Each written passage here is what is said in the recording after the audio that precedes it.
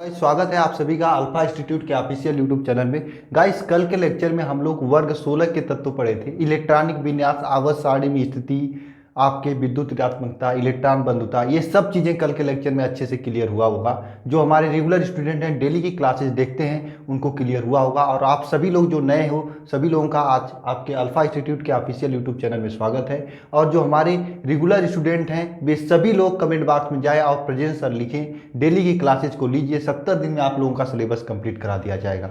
आज के लेक्चर में हम लोग पहले ऑक्सीजन का निर्माण पढ़ेंगे, उसके बाद ओजोन का निर्माण। वर्ग 16 की बात करें तो ये दोनों को पढ़ने के साथ ही आपका वर्ग 16 खत्म हो जाएगा। कल वर्ग 17 और परसों हो सकता है 2-3 दिन में आपका वर्ग 18। इस प्रकार से पी ब्लॉक पूरा खत्म हो जाएगा। जो आपका न्यू सिलेबस है 70% सिलेबस है, क्योंकि कोविड-19 की वजह से 30% सिलेबस आपका रिड्यूस कर दिया गया है, उसके अनुसार पढ़ा रहे हैं। पहले तो वर्ग 16 में आपका सल्फ्यूरिक अम्ल था, सिस क्रम और संपर्क क्रम विधि था, ये सब चीज़ें पहले थी, लेकिन अब इस साल आपको नहीं पढ़ना है। सब न्यू सिलेबस के अकॉर्डिंग उसे हटा दिया गया है। तो उन सभी चीज़ों को ध्यान में रखकर आपको पढ़ाया जा रहा है। तो जो चीज़ें आपको यहाँ पे पढ़ाई जा रही, केवल आपको उसी को नोट्स करना है, उसी को रिवीजन करना है, उसी को बार बार पढ़ना है बोर्ड एग्जाम तक। बोर्ड एग्जाम देने में जब आप जाओगे एग्जाम में तो देखोगे जो चीज़ें यहाँ पढ़ाई गई थी सीधे सीधे आपको एग्जाम में देखने को मिली हैं। तो आज का लेक्चर शुरू करते हैं शानदार तरीके से। पहले का लेक्चर नहीं देखे हैं तो क्या करें, आप प्लेलिस्ट में चले जाइए, वहाँ का पहले का लेक्चर देख लीजिए। अभी समय है, 4-5 लेक्चर हुए हैं, आप अच्छे से पकड़ लीजिए। 70 दिन में आपका एक नया मौका है आप लोगों के लिए सिलेबस खत्म करने की। और जितने भी स्टूडेंट हैं इधर उधर भटक रहे हैं उन्हें भी लेते आइए। अभी आपकी जल्दी फिजिक्स की भी क्लासेस चलने वाली है। तो गाइस चलिए आज का क्लासेस शुरू करते हैं। सबसे पहले हम लोग पढ़ेंगे ऑक्सीजन का निर्माण विधि। देखिए ऑक्सीजन के बारे में तो आप लोग जानते होंगे, कल आपको मैंने बताया था कि ऑक्सीजन भूपर्पटी पर सबसे अधिक पाया जाता है, वायुमंडल में नाइट्रोजन सबसे अधिक पाया जाता है। दो चीज़ें होती हैं, कल के लेक्चर में आपको बताया था। अगर भूपर्पटी पृथ्वी पर बात करें, पृथ्वी पर बात करें तो यहाँ पर ऑक्सीजन सबसे अधिक पाया जाता है। अगर वायुमंडल की बात करें तो यहाँ पर नाइट्रोजन सबसे अधिक पाया जाता है। ऑक्सीजन कितना पाया जाता है, यहाँ पर ऑक्सीजन 21% पाया जाता है, 20 पॉइंट कुछ, मतलब आप 21 मान सकते हैं, ये होता है। तो भूपर्पटी पर यानी पृथ्वी पर ऑक्सीजन सबसे अधिक पाया जाता है, वायुमंडल में नाइट्रोजन सबसे अधिक पाया जाता है। ये चीज़ें आप समझ लीजिए। आज हम ऑक्सीजन के निर्माण विधि पढ़ेंगे और 2-4 उपयोग पढ़ेंगे। यही आपके एग्जाम में पूछता है। एग्जाम में क्वेश्चन बहुत बेहतरीन तरीके से यहाँ से पूछता है, ट्रिकी क्वेश्चन पूछता है, किस प्रकार से पूछता है सब चीज़ें आपको बताएंगे। सबसे पहले समझना, क्लोरेट पर मैग्नेट और नाइट्रेट को गर्म करने पर ऑक्सीजन प्राप्त होता है। ये देखिए पोटेशियम क्लोरेट है, क्या है, पोटेशियम, ये पोटेशियम क्लोरेट, इसे गर्म किया जा रहा है तो ये क्या बन रहा है, यहाँ पर ऑक्सीजन बन रहा है, ऑक्सीजन, और ये क्या पोटेशियम क्लोराइड बन रहा है। तो इस प्रकार से पोटेशियम क्लोरेट को गर्म करते हैं तो ऑक्सीजन बनता है। ये रिएक्शन आपके लिए इंपॉर्टेंट है और यही आपका एक प्रयोगशाला विधि है, प्रयोगशाला विधि। अगर आपके एग्जाम में पूछे कि ऑक्सीजन को प्रयोगशाला में किस प्रकार से बनाया जाता है, या इंटरव्यू में आपके जो एग्जामिनर आएंगे वे पूछे, तो आपको क्या बताना है, लिखिएगा इस रिएक्शन को, 2KClO3 मतलब पोटेशियम क्लोराइड को जब गर्म करते हैं तो पोटेशियम क्लोराइड और ऑक्सीजन बनता है। समझना फिर से, पोटेशियम क्लोराइड को जब गर्म करते हैं तो पोटेशियम क्लोराइड और ऑक्सीजन बनता है, यानी क्लोरेट को गर्म करने पर आपका क्या बनता है, ऑक्सीजन बनता है। दूसरा रिएक्शन आता है पोटेशियम पर मैग्नेट। ये क्या है, पोटेशियम पर मैग्नेट। देखिए रिएक्शन को बार बार लिखकर, रिएक्शन याद करने का सबसे आसान तरीका, रिएक्शन को बार बार लिखकर प्रैक्टिस करें। और यही हम आपको करा रहे हैं। डेली 6 बजे मॉर्निंग में आपको 6 क्वेश्चन दिया जाता है, उसमें 2 से 4 रिएक्शन रोज दिए जाते हैं, और उन्हें शाम को 6 बजे आपको हमारे द्वारा सॉल्व भी कराया जाता है। सुबह 6 बजे इसलिए देते हैं कि आप शाम के 6 बजे तक उसे एक बार अपने से एटलीस्ट देख लें, ताकि आपकी बेहतर तैयारी हो जाए। एक बार अपने से देखेंगे, एक बार शाम को हम दिखाएंगे, रिएक्शन याद हो जाएगा। देखना यहाँ पर पोटेशियम पर मैग्नेट है, इसे जब गर्म करते हैं तो क्या होता है। ये क्वेश्चन अलग तरीके से आपके एग्जाम में पूछा गया था, और कैसे पूछा गया था मैं अभी आपको बताएंगे। पहले इस रिएक्शन को याद कर दिएगा। देखिए 2KMnO4 पोटेशियम पर मैग्नेट को गर्म करते हैं तो ये आपका ऑक्सीजन बनता है, और ये पोटेशियम मैग्नेट बनता है, potassium magnet.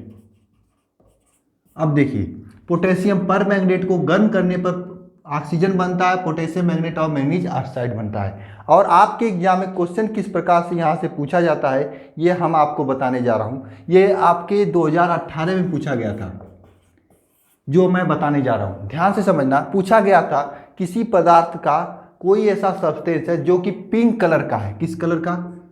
Pink colour. Pink colour का मतलब क्या होता है? गुलाबी कलर, हल्का पर्पल कलर, ये था पिंक कलर का। उसे गर्म करने पर एक पदार्थ जो है काला कलर का और एक पदार्थ ग्रीन कलर का बनता है। तो रासायनिक अपक्रिया लिखिए या फिर गैस जो बनता है उसके बारे में लिखिए। नहीं समझ में आया? क्वेश्चन समझिए। क्वेश्चन इस प्रकार से पूछा गया था कि एक ऐसा पदार्थ है जो कि पिंक कलर का है, जब उसे गर्म करते हैं तो वह एक पदार्थ बनाता है जो कि काला कलर का होता है, दूसरा पदार्थ ग्रीन कलर का होता है, उसके साथ में एक गैस निकलती, तो उस गैस का नाम बताइए। ठीक है, यही क्वेश्चन पूछा गया था। यानी कि ये आपका ग्रीन कलर का होता है, मतलब हरा होता है, और ये काला होता है।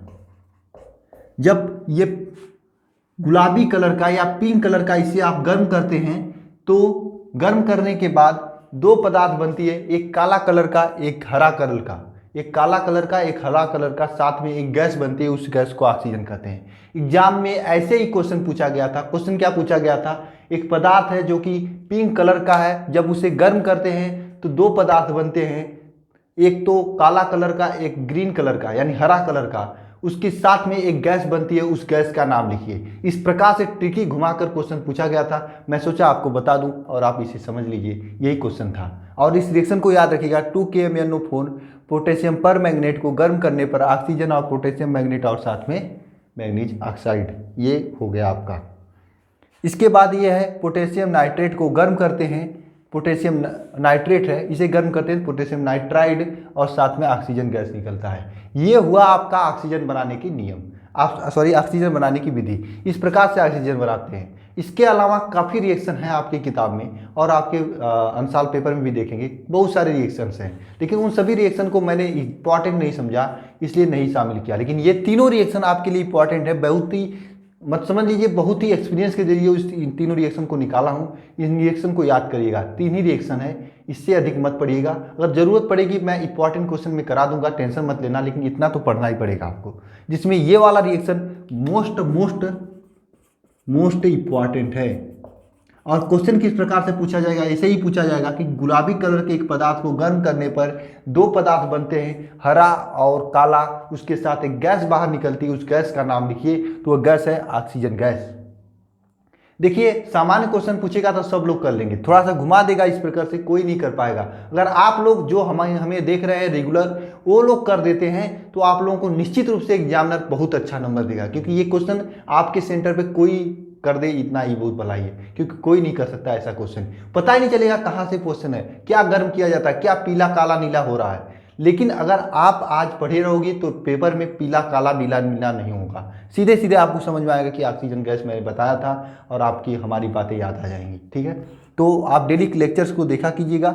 अब इसके बाद देखिए, ऑक्सीजन का कुछ एक प्रॉपर्टीज है। प्रॉपर्टीज क्या है? पहली प्रॉपर्टी है कि ऑक्सीजन अणुचुंबकीय होता है। अणुचुंबकीय प्रतिचुंबकीय क्या होता है मुझे बताने की जरूरत नहीं है, आप लोगों को बेहतर मालूम होगा।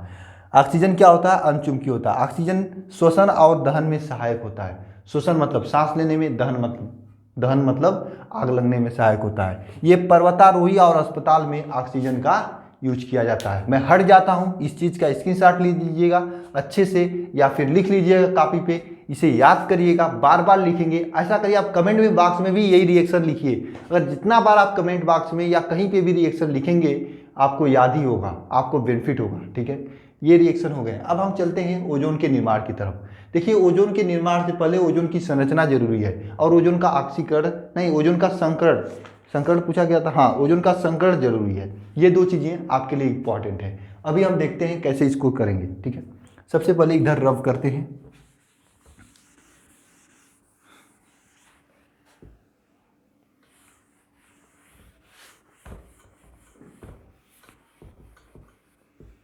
देखिए, ओजोन जो होता है यह कहाँ पे पाया जाता है?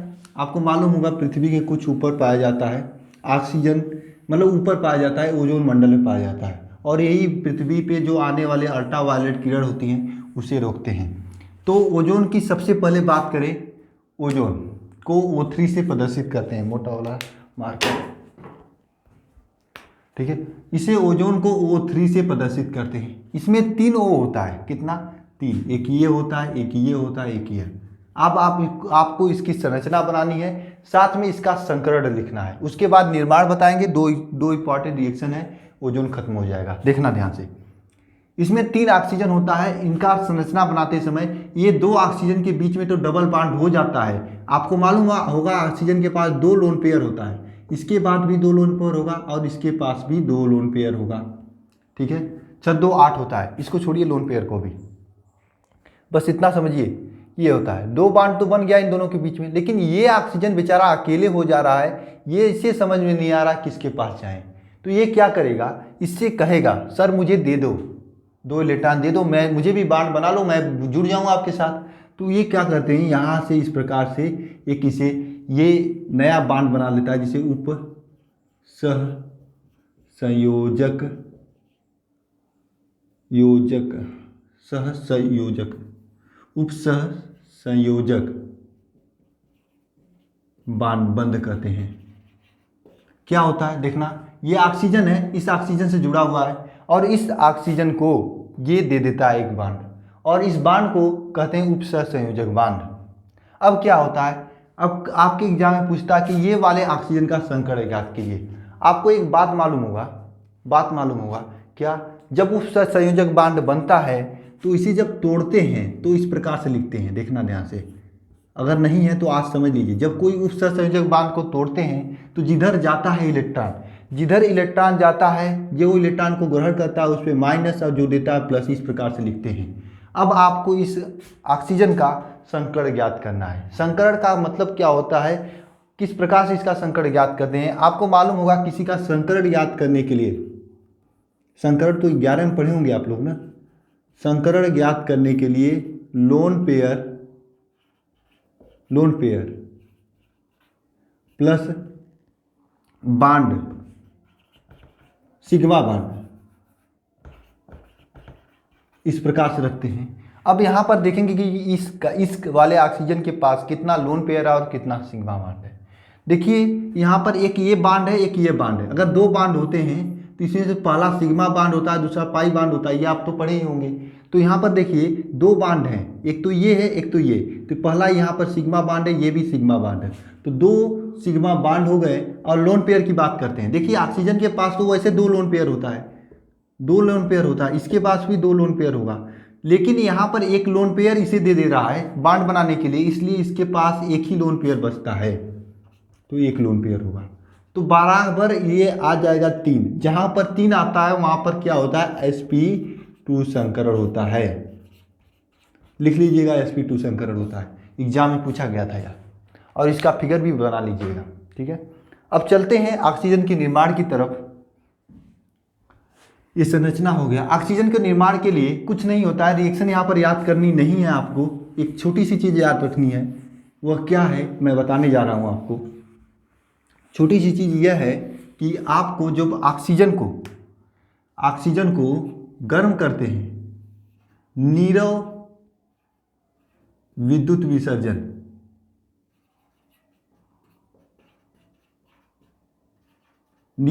विसर्जन करते हैं तब आपका O3 बनता है। जब ऑक्सीजन को नीरव विद्युत विसर्जन करते हैं तो O3 बनता है। तो ये नीरव विद्युत विसर्जन तो ऐसे तो कर नहीं देते हैं, ये निर्माण का रिएक्शन वहाँ पर लिखा हुआ है, आप देख लेना।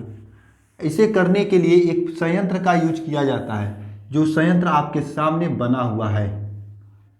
देखना यही संयंत्र है आपका। क्या क्या है इसमें देखना, ये आपका टिन का परत है, ये भी टिन का परत है, ये भी टिन का परत है, ये भी। और देखिए यहाँ से ऑक्सीजन को हम एंट्री कराते हैं, टिन के परत में विद्युत यहाँ से डाला जाता है, तो यहाँ पर ये नीरव विद्युत विसर्जन होता है और यहाँ से ओजोन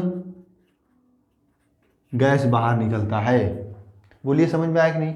आपको करना क्या है, इसे ओजोन प्राप्त करने के लिए 3O2 को नीरव विद्युत विसर्जन करेंगे, ये ओजोन बनेगा। ये ऑक्सीजन है और ये ओजोन है। इसे नीरव विद्युत विसर्जन के बाद ऑक्सीजन बनता है, और ये कितने डिग्री सेंटीग्रेड पर बनता है ये आपको जानने की कोई आवश्यकता नहीं है। आपको बस इतना समझना कि ऑक्सीजन को नीरव विद्युत विसर्जन करेंगे तो ओजोन बनेगा, और ओजोन बनाने में इस संयंत्र का यूज किया जाता है। इस संयंत्र का प्रयोग किया जाता है। इस संयंत्र में क्या होता है कि ऊपर से ऑक्सीजन को डालते हैं और ये पाइप के माध्यम से यहाँ पर नीरव विद्युत विसर्जन होता है। इसके बीच में नीचे से देखिए ये प्रेरक कुंडली के जरिए विद्युत धारा लगाया गया है। विसर्जन होने के बाद यहाँ से आपका ओजोन गैस बाहर निकल जाता है। यही संयंत्र का यूज किया जाता है ओजोन गैस को बनाने के लिए। अब इसकी महत्वपूर्ण अपक्रिया है। सबसे पहली बात, ओजोन एक प्रबल ऑक्सीकारक के रूप में कार्य करता है। जैसे PbSO4 है, सॉरी PbS लेड सल्फाइड को ऑक्सीकृत कर देता है लेड सल्फेट में और साथ में ऑक्सीजन बाहर निकलता है। रिएक्शन क्या है, PbS plus 4O2 gives out PbSO4 plus 4O2 बाहर निकालता है। बोलिए फिर से रिएक्शन देखना, PbS प्लस 4O3 ये ऑक्सीजन है, आपका ये ओजोन है और इसे लेड सल्फेट के रूप में बाहर निकाल देता है। यानी लेड सल्फाइड को लेड सल्फेट में परिवर्तित कर देता है। ये रिएक्शन है, लेड सल्फाइड को लेड सल्फेट के रूप में परिवर्तित कर देता है। PbS plus 4O3 gives out PbSO4 plus 4O2। Reaction को याद करने का बेहतरीन तरीका, बार बार रिएक्शन को लिखें, बार बार पढ़ें। जितना पढ़ेंगे उतना रिएक्शन अच्छे से याद होगा और ये आपके दिमाग में रह जाएगा। इसीलिए मैं कहता हूँ कि केमिस्ट्री के हर एक लेक्चर को कम से कम 2 बार देखिए, ठीक है। एक बार आज देख लेते हैं तो एक बार 3 दिन बाद देखिए, ज़्यादा समय नहीं लगेगा। लेक्चर छोटे बन रहे हैं, 30 से 40 मिनट का लेक्चर है। अगर देखना चाहेंगे तो 20-25 मिनट में देख सकते हैं, ठीक है। ये देखिए यहाँ पर क्या है, सल्फर डाइऑक्साइड को सल्फर ट्राइऑक्साइड में चेंज करता है। कैसे करेगा ये चीज़ें देखिए। यहाँ पर सल्फर डाइऑक्साइड है, 3 अणु सल्फर डाइऑक्साइड लेंगे, यहाँ पर O3 होगा, यह O3 के साथ क्रिया करेगा और बना देगा आपका सल्फर ट्राइऑक्साइड। इस प्रकार से क्रिया होती है आपकी किसका, ओजोन का। बोलिए ओजोन आपको समझ में आया, यह आपका ऑक्सीजन समझ में आया। इसके बाद हम चलते हैं थोड़ा सा सल्फर के अपर रूप के बारे में जान लें और सल्फर के 2 होता है, S8 और S6 के बारे में जान लें। इतना ही सल्फर के बारे में जानेंगे। उसके बाद सल्फर के 1-2 रिएक्शन है जो कभी कभी एग्जाम में पूछ दिए जाते हैं, मैं इंपॉर्टेंट रिएक्शन में करा दूंगा, परेशान होने की जरूरत नहीं है। आज आपका वर्ग 16 खत्म हो जा रहा है, इसके बाद वर्ग 17, फिर वर्ग 18, आपका P ब्लॉक खत्म। समझिए आपका सिलेबस आपके हाथ में है, क्योंकि सबसे कठिन यही होता है इनऑर्गेनिक केमिस्ट्री। क्यों कठिन होता है, क्यों, क्योंकि इसमें रिएक्शन याद करनी होती है। आपको मैं इनऑर्गेनिक केमिस्ट्री का 50 से 60 रिएक्शन दूंगा, पूरा मिला के केमिस्ट्री का मैं 100-200 रिएक्शन दूंगा, अधिकतम 150 से 200 रिएक्शन दूंगा और वो याद करा दूंगा। क्योंकि 70 दिन में आपको डेली 6 क्वेश्चन दिया जा रहा है, इसमें 2 से 3 रिएक्शन ही है, तो आपको 150-200 रिएक्शन याद करा दिया जाएगा, ठीक है। 70 दिनों में अगर रिएक्शन आप लोग तैयार कर लेंगे तो समझिए आपका इनऑर्गेनिक और ऑर्गेनिक आपके हाथ में आ जाएगा। और 70% जो आपका ये 70 नंबर का पेपर हो रहा है, इसमें 90% लाना कोई बड़ी बात नहीं रह जाएगी।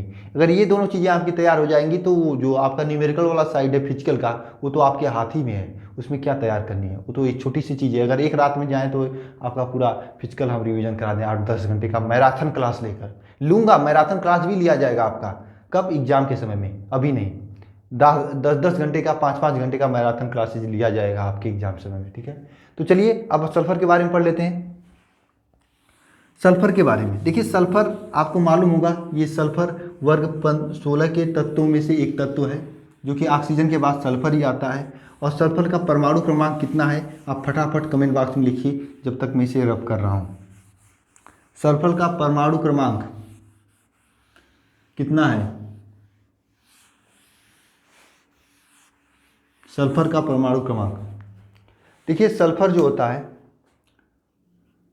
इसके तो काफ़ी यौगिक होते हैं, H2SO4 होता है, पहले आपको पढ़ना होता था शीर्ष क्रम प्रक्रम विधि, संपर्क विधि, लेकिन ये सब इस साल 2021 के सिलेबस से निकाल लिया गया है। सिलेबस में क्या लिखा है, SO2 के बारे में लिखा है, साथ में आपसे पूछा है कि सल्फर के ऑक्सी अम्ल, लेकिन मुझे नहीं लगता कि सल्फर के ऑक्सी अम्ल की संरचनाएं से क्वेश्चन बनेगा। अगर बनेगा तो मैं ऑक्सी अम्ल की संरचनाओं का एक अलग से ट्रिक वाला वीडियो ला दूंगा जिसमें आप संरचना बना लेंगे। लेकिन यहाँ पर मैं सल्फर के अपर रूप बताने जा रहा हूँ। अपर रूप इंपॉर्टेंट होते हैं, एग्जाम में पूछे जा सकते हैं। देखिए सल्फर के 2 अपर रूप होते हैं।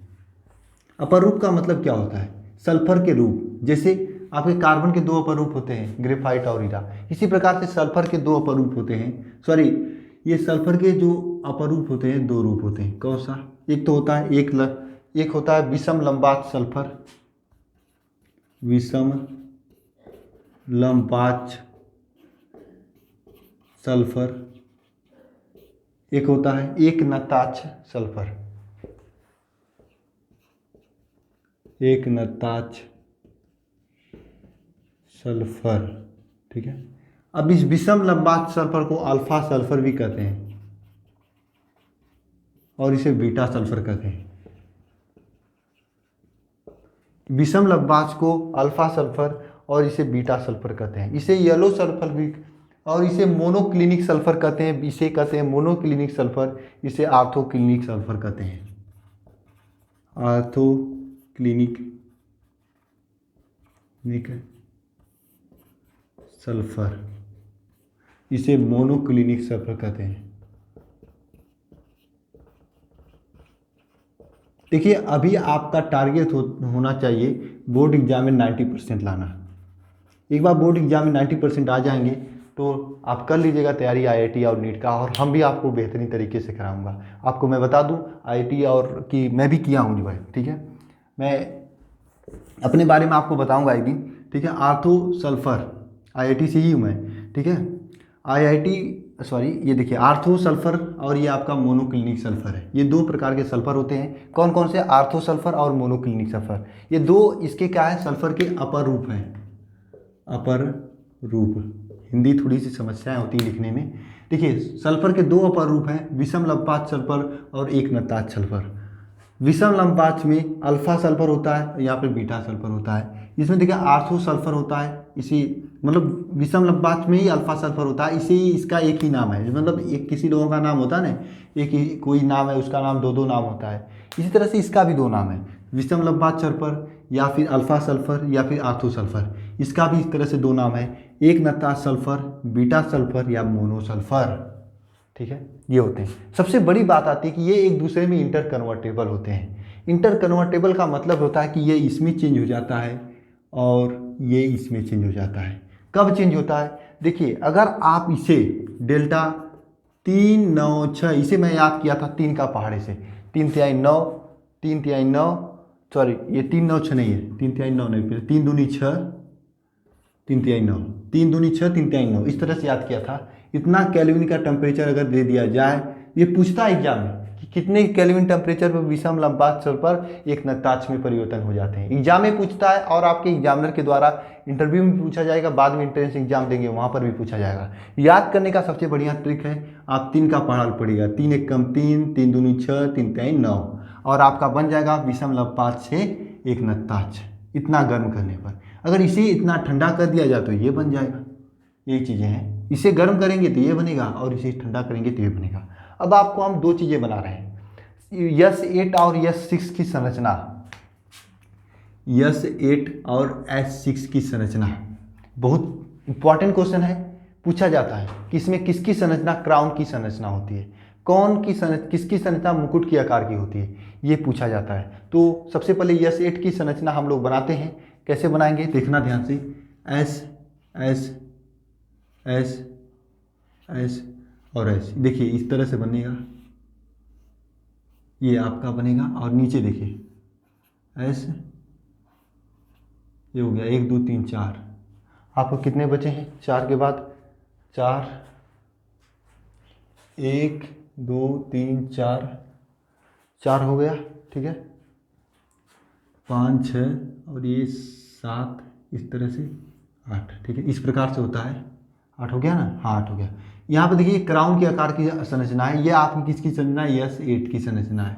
S8 की संरचना ये होती है क्राउन के आकार की। क्राउन के आकार मतलब क्या होता है? यहाँ पर अगर कोई रख दे, मान लीजिए कोई आदमी है यहाँ पर, मान लीजिए आप ही हो, ये आँख हो गया आपका, तो इसे आप क्या है, ये आप मुकुट पहन सकते हो। क्राउन की तरह इसकी संरचना है। किसकी कैसी संरचना है? तो S8 की संरचना कैसी होती है? क्राउन की तरह होती है, क्राउन की तरह होती है, ठीक है। अब S6 की संरचना की बात करें तो S6 की संरचना जो होती है यह चेयर की तरह होती है। किस तरह से होती है? चेयर की तरह। चेयर का मतलब क्या होता है?